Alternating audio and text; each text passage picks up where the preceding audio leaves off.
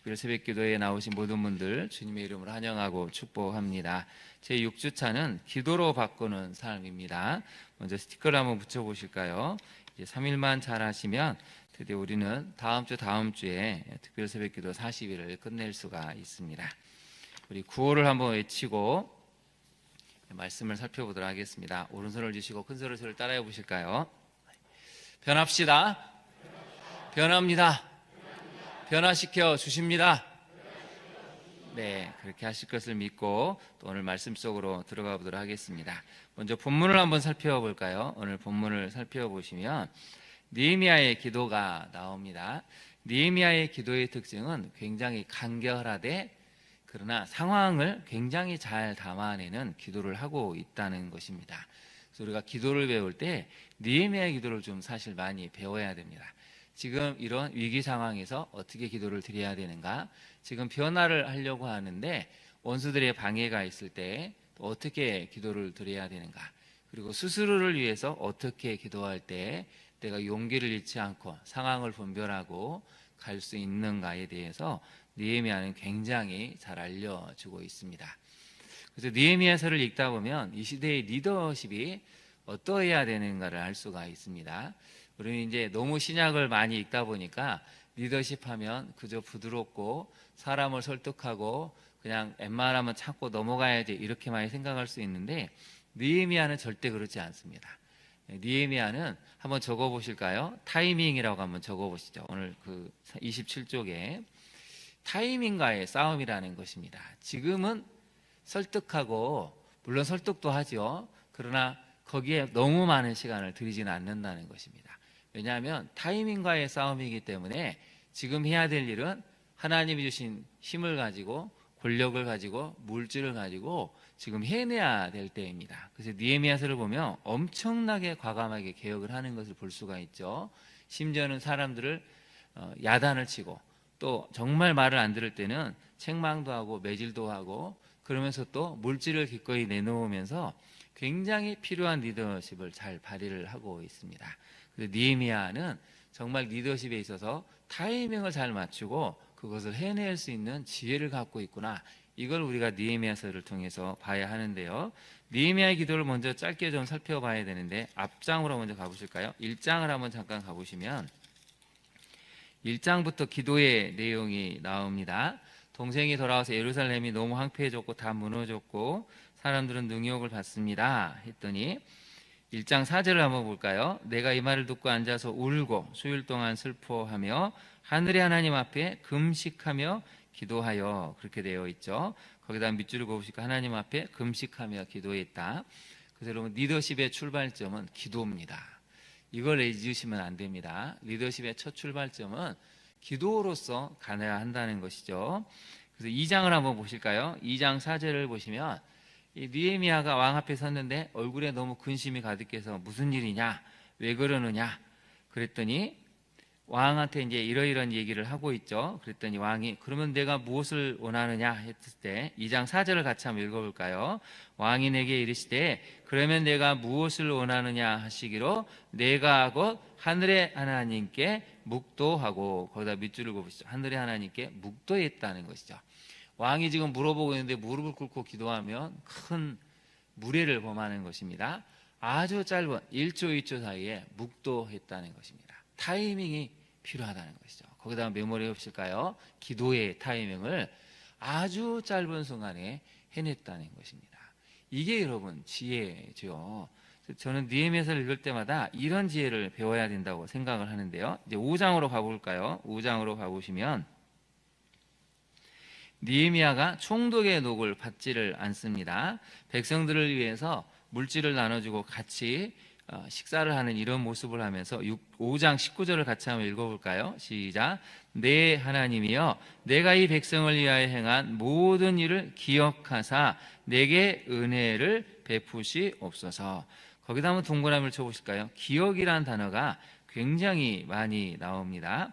그 다음에 6장 9절로 한번 가볼까요? 6장 9절을 가보시면 느헤미야를 암살하려는 음모를 4번씩이나 사람들을 보내서 만나자고 하는데 이걸 딱 거절을 합니다. 아예 5번째는 이제 밀봉하지 않은 편지를 보내가지고 너가 지금 반역하는 거 아니냐, 이런 음모를 꾸몄을 때 기도하는 내용이 6장 9절인데요. 같이 한번 읽어볼까요? 이는 그들이 다 우리를 두렵게 하고자 하여 말하기를 그들의 손이 피곤하여 역사를 종주하고 이루지 못하리라 함이라. 이제 내 손을 힘있게 하옵소서. 거기다 한번 네모를 쳐보실까요? 느헤미야의 기도 중에 가장 짧습니다. 이제 내 손을 힘있게 하옵소서. 느헤미야는 상황 속에서 어떻게 기도를 해야 되는지를 잘 알고 있었고 그 기도 때문에 힘을 냈다는 것입니다. 그 다음에 6장의 마지막을 보시면 우리 14절 한번 보실까요? 14절 같이 한번 읽어보겠습니다. 내 하나님이여 도비야와 산발락과 여선지자 노야다와 그 남은 선지자들 곧 나를 두렵게 하고자 한 자들의 소행을 기억하옵소서 하였더라. 거기다 기억에다 동그라미를 쳐보실까요? 기억해 달라는 것입니다. 그래서 크게 두 가지를 기억해 달라는 것인데 이렇게 어려운 상황에서 하나님을 바라보는 저를 기억해 주십시오. 또 하나는 저를 이렇게 힘들게 하는 악한 자들의 소행을 기억해 달라고 기도하고 있습니다. 그래서 그럼 13장으로 이제 다시 한번 보실까요? 13장에는 크게 네 가지 기도가 나와 있습니다. 그래서 하나님의 방을 더럽혔던 이 제사장과 악한 사람들에 대해서 정리를 하면서 청소를 하면서 드렸던 기도가 13장 14절에 나와 있죠. 내 하나님이여 이 일로 말미암아 나를 기억하옵소서. 그 다음 동그라미를 쳐보시죠. 기억해 달라고 나와 있죠. 항상 느헤미야의 기도는 내 하나님이여 라고 시작을 합니다. 거기다 별표를 해보시죠. 대상이 누군지를 정확하게 인지를 하고 있습니다. 내 하나님이라는 것이죠. 내 하나님, 나의 상황을 아시고 형편을 아시고 내가 믿고 의지하는 내 하나님께 내가 지금 기도를 하고 있다는 것이죠. 그러면서 뭐라고 기도를 하고 있습니까? 내 하나님의 전과 그 모든 직무를 위하여 내가 행한 선한 일을 도말하지 마옵소서. 여러분, 우리 같으면 이런 기도를 딱 봤을 때 뭐라고 평가하겠습니까? 자기를 높이려고 기도하는구나, 이렇게 평가를 할 수 있는데 느헤미야는 그런 기도가 아니라는 것입니다. 지금 제가 하나님 앞에서 얼마나 선한 일을 열심히 하고 있는지 하나님 아시지 않습니까? 이 선한 일이 중간에 끊이지 않고 또 사람들의 이 방해로 말미암아 이것이 사라지지 않도록 도와달라는 그런 기도를 드리고 있는 것이죠. 그래서 여러분 22절을 한번 우리가 다시 한번 보실까요? 22절 마지막을 보시면 내 하나님이여 나를 위하여 이 일도 기억하시옵고 주의 크신 은혜대로 어떻게 해달라고 나와 있습니까? 나를 아끼시옵소서. 여러분 이런 기도를 들어보신 적이 있으십니까? 거기다 한번 밑줄을 그으시죠. 나를 아껴달라. 내가 하나님을 위해서 이렇게 안식 준수를 위해서 열심을 내고 있는데 하나님 이 일에 대해서 하나님이 기억을 하시고 저를 아껴달라고, 이 얘기는 끝까지 충성스럽게 일을 감당할 수 있도록 보호해달라는 의미도 있습니다. 그래서 여러분 마지막 31절을 한번 같이 읽어볼까요? 마지막 31절 내 하나님이를 같이 읽어보겠습니다. 내 하나님이여 나를 기억하사 복을 주옵소서. 어떻게 해달라고 나와 있죠? 복을 달라고 기도하고 있습니다. 이렇게 보면 느헤미야는 굉장히 기복적인 기도를 드린 것 같은데 상황이 지금 다르다는 것입니다. 엄청난 암살의 위협이 있고 반역을 도모한다는 음모가 있고 실제로 죽이려고 하는 사람들의 계략이 있었습니다. 이럴 때 느헤미야가 정신을 차리지 않으면, 이런 기도를 드리지 않으면 중간에 스스로 포기할 수 있고 사람들의 계율 때문에 목숨을 잃을 수도 있었습니다. 그래서 여러분 느헤미야 기도를 배워야 됩니다. 때론 나를 아껴달라고, 내가 한 일이 사라지지 않도록 지켜달라고, 무엇보다도 제가 복을 받아서 이 일을 완수해낼 수 있는 힘을 달라는 게 우리가 앞으로 살아가면서 드려야 할 기도라는 것이죠. 이제 본문으로 우리 교재로 들어가 볼까요? 27쪽입니다.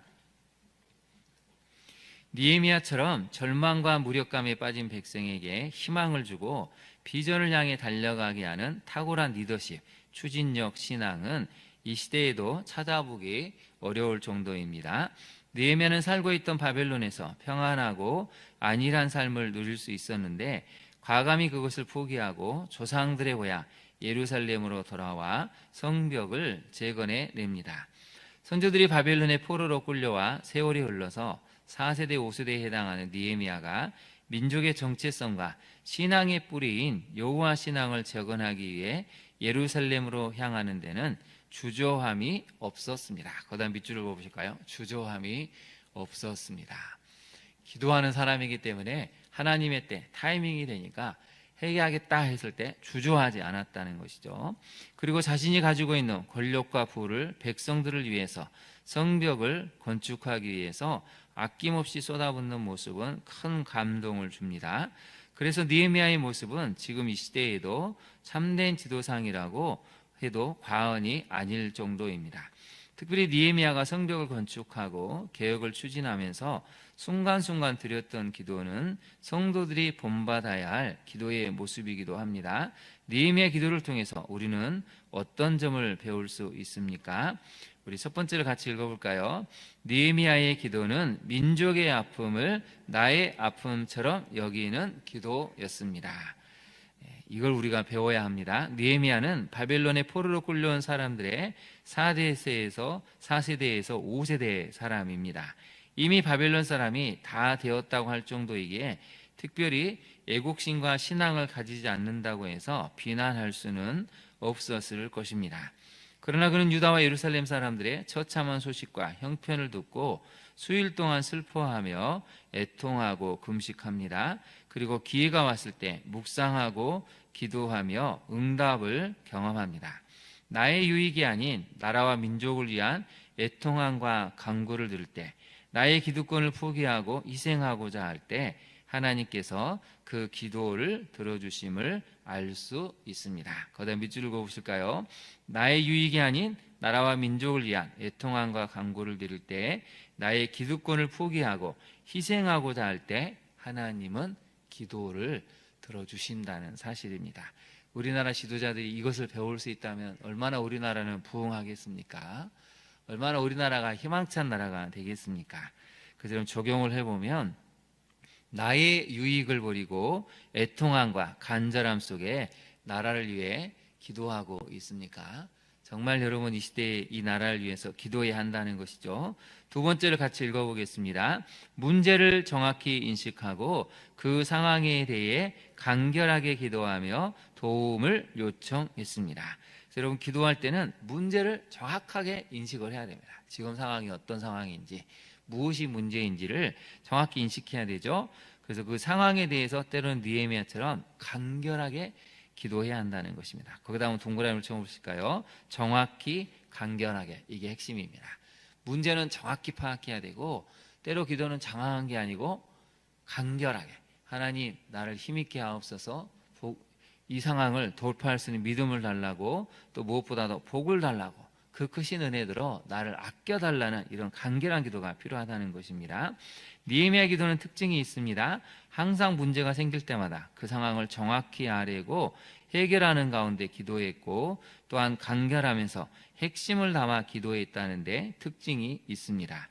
길고 장황하게 기도하거나 미사여구를 사용하지 않고 누가 들어도 쉬우면서도 무엇을 간구하는지 알 수 있을 정도로 간결했습니다. 느헤미야서를 읽다 보면 곳곳에 느헤미야가 어떻게 기도했는지 잘 알 수 있습니다. 그는 기도의 사람이요, 기도하면서 행동하는 사람이었고, 기도하면서 하나님께서 원하시는 섬김의 삶을 사는 사람이었습니다. 세 가지가 나오죠. 첫 번째는 기도하는 사람이었는데, 기도하면서 그 다음에 무엇이 나옵니까? 행동하는 사람이었죠. 행동하면서 또 어떤 삶을 살았습니까? 섬김의 삶을 살았다는 것입니다. 그래서 여러분 밑줄을 그어보실까요? 기도의 사람이었고, 기도하면서 행동하는 사람이었고, 기도하면서 하나님께서 원하시는 섬김의 삶을 사는 사람이었다. 그래서 이게 기도하는 사람들의 특징입니다. 기도만 하고 행동을 하지 않는 게 아니고 기도와 행동이 같이 가는 것이고, 그 행동은 또한 섬김으로 나타났다. 이게 느헤미야가 보여주는 놀라운 모습입니다. 원수들의 계략을 간파하며 개혁해야 할 때는 과감하게 밀어붙여 해내고, 또한 자신을 위해서도 기도하며 간구할 줄 아는 사람이었습니다.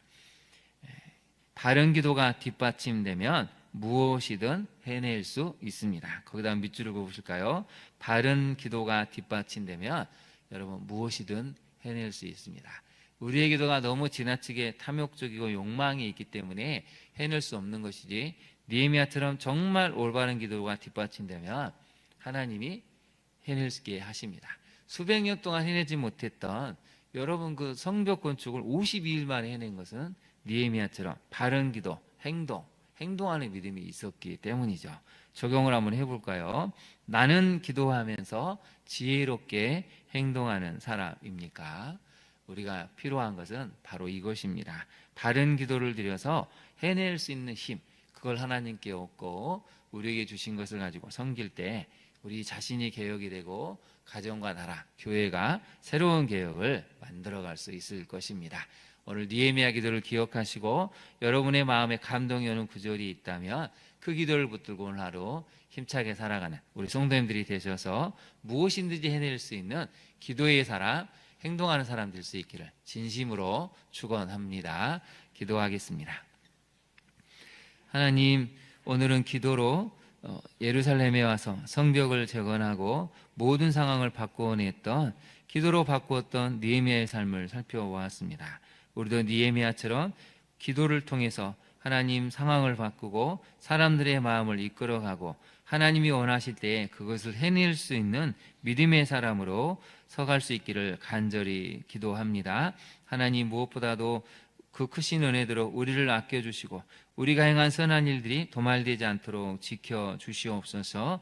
느헤미야의 이 간결한 기도가 하나님 앞에 늘 우리의 기도가 될 수 있도록 느헤미야서를 묵상하며 이 시대를 향하신 하나님의 말씀임을 깨닫고 우리가 준비된 리더로 설 수 있기를 원합니다. 우리 자녀들이 느헤미야와 같이 준비된 리더로 서서 이 땅의 모든 정치와 경제와 법률과 언론과 교육과 문화계를 바꾸어갈 수 있는 힘있는 그리스도인으로 성장할 수 있도록 우리 자녀를 믿음으로 말씀으로 양육해내는 우리 모두가 되게 하옵소서.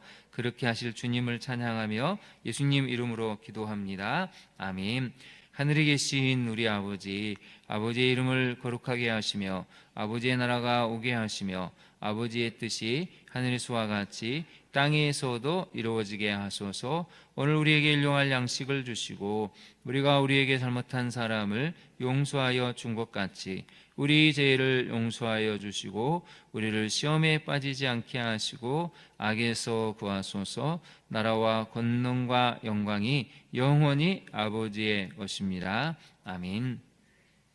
이 시간 함께 기도하겠습니다. 오늘의 말씀을 생각하고 특별히 여러분, 우리 자녀들을 위해서 기도해야 됩니다. 하나님, 우리 자녀들이 이런 느헤미야와 같은 힘을 가질 수 있도록, 기도의 사람이 될 수 있도록 바른 기도를 통해서 무엇이든지 해낼 수 있는 믿음의 사람, 행동하는 사람이 될 수 있도록, 섬기는 사람이 될 수 있도록 주님, 우리 자녀를 이 시대의 리더자로 세우게 해달라고 기도하셔야 됩니다. 여러분의 손자 손녀가 있다면 또한 손자 손녀들을 위해서도 기도해 주십시오.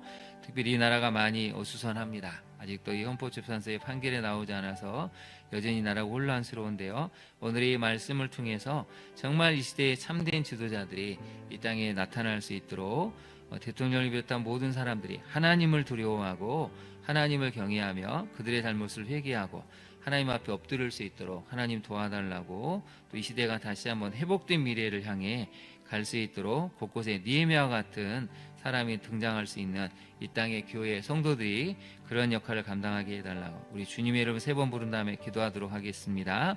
주여, 주여, 주여.